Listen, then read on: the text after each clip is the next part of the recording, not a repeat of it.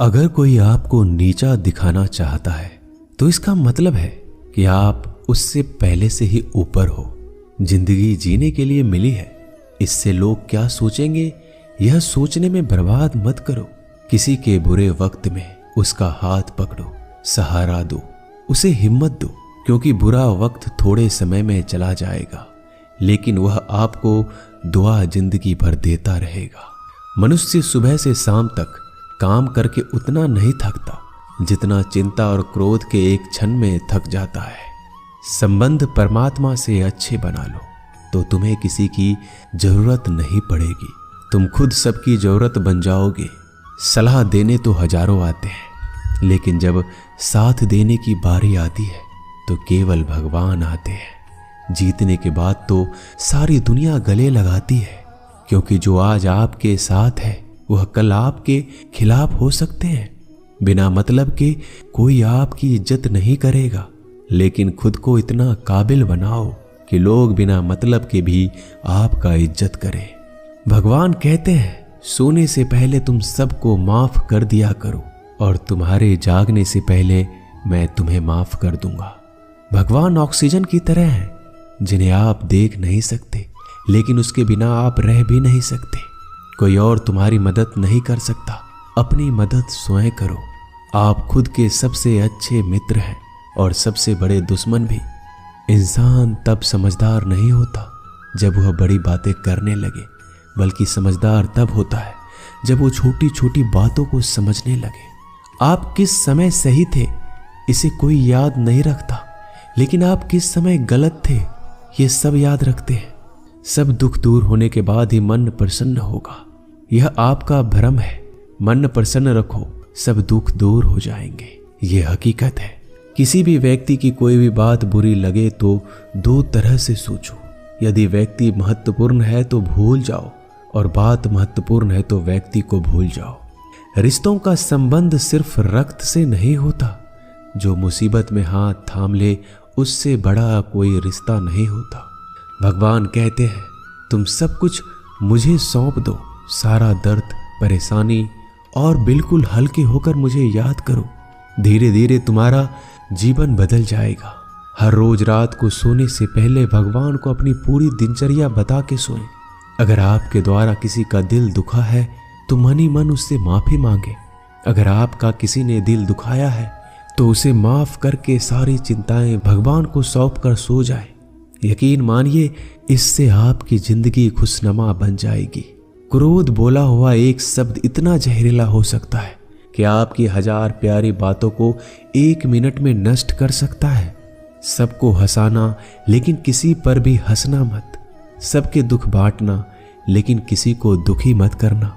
सबकी राह में दीप जलाना लेकिन किसी का दिल जलाना मत। यही जीवन की रीत है, जैसा बोओगे वैसा ही पाओगे। दुआएं और प्रार्थनाएं असंभव को भी संभव बना देती है। ईश्वर को ना हमारे तन की जरूरत है ना धन की, उसको तो बस पवित्र मन की जरूरत है। इसलिए वो हमें कुछ भी छोड़ने के लिए नहीं कहता, बस कहता है बच्चे मन से विकार छोड़ो, गंदे विचार छोड़ो। जो आने वाला है वो हमेशा गुजरे हुए कल से बेहतर होगा। यही एक सोच आपके जीवन में कभी निराशा नहीं होने देगी।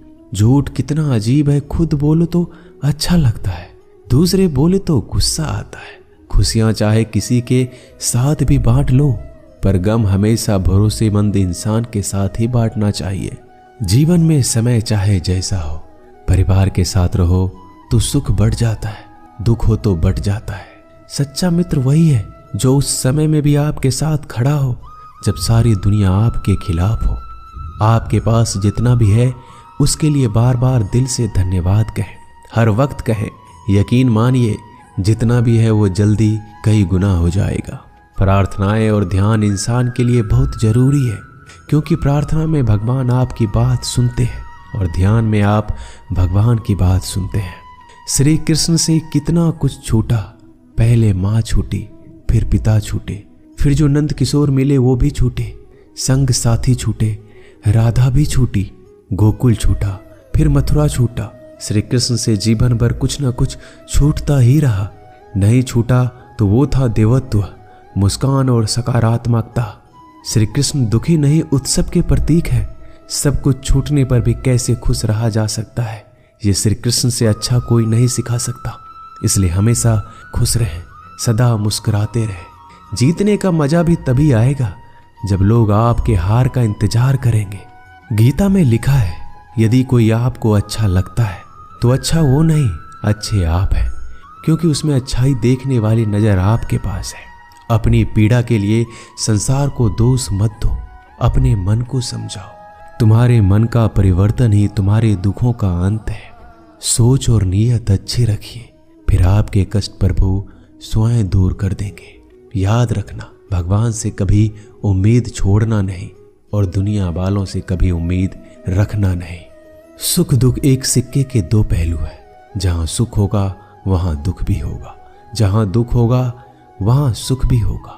इसलिए सुख दुख के बारे में बिना सोचे निरंतर अपने लक्ष्य को प्राप्त करने के लिए प्रयास करते रहना चाहिए। एक बात हमेशा याद रखना, किसी के सामने गिड़गिड़ाने से ना मोहब्बत मिलती है ना इज्जत। इसलिए अपने स्वाभिमान को जिंदा रखो। कोई अगर आपकी किस्मत में होगा तो आपके पास खुद ही चलकर आएगा। दूसरों को हराने का मौका मत दो, बस खुद को आगे ले जाने की जिद पालो। कभी हार ना मानने की आदत ही एक दिन जीतने की आदत बन जाती है। सिर्फ दो चीजें मनुष्य के भाग्य का निर्माण करती है। पहला, स्वभाव। अगर आपके स्वभाव में अच्छाई, विनम्रता और गुण है तो आपका भाग्य चमकेगा। अगर आपका स्वभाव क्रोधी है, आलसी है, तो आपका भाग्य बिगड़ना अनिवार्य है। इसलिए अपने स्वभाव को मधुर और आकर्षित बनाइए। दूसरा, आपकी वाणी। बोलना तो आदमी 2.5 साल की उम्र में ही सीख जाता है, परंतु कब, कहां और कैसे बोलना है उसे यह जिंदगी भर भी नहीं समझ पाता। जिसे ये बोलना आ गया कि कब, कहां और कितना बोलना चाहिए, समझ लो उसे सफल होने के लिए कोई नहीं रोक सकता। पिता से बड़ा कोई सलाहकार नहीं, माँ की छांव से बड़ी कोई दुनिया नहीं, भाई से अच्छा कोई भागीदार नहीं और बहन से बड़ा कोई शुभ चिंतक नहीं। इस मतलबी दुनिया से कोई मतलब ना रखो, और मतलब रखना है तो अपने मतलब से मतलब रखो। दुआएं मांगने से किसका भला होता है, मिलता तो वही है जो हमने बोया होता है। तुम नीचे गिर के देखो, कोई नहीं आएगा उठाने। तुम जड़ा उड़कर तो देखो, सब आएंगे गिराने। एक बात हमेशा याद रखना, अगर शराब की दुकान पर बैठकर दूध पियोगे तो तुम्हें शराबी का ही दर्जा मिलेगा, और किसी मंदिर में बैठ के पानी भी पियोगे तो तुम्हें एक संत का दर्जा दिया जाएगा। इसलिए आप किसके साथ उठते बैठते हो ये बहुत मायने रखता है। दोस्तों, आशा करता हूं कि आपने इस वीडियो से बहुत सारी सीख ली होगी। मिलते हैं जल्दी एक नए ज्ञानवर्धक वीडियो में। धन्यवाद। अपना ख्याल रखिएगा।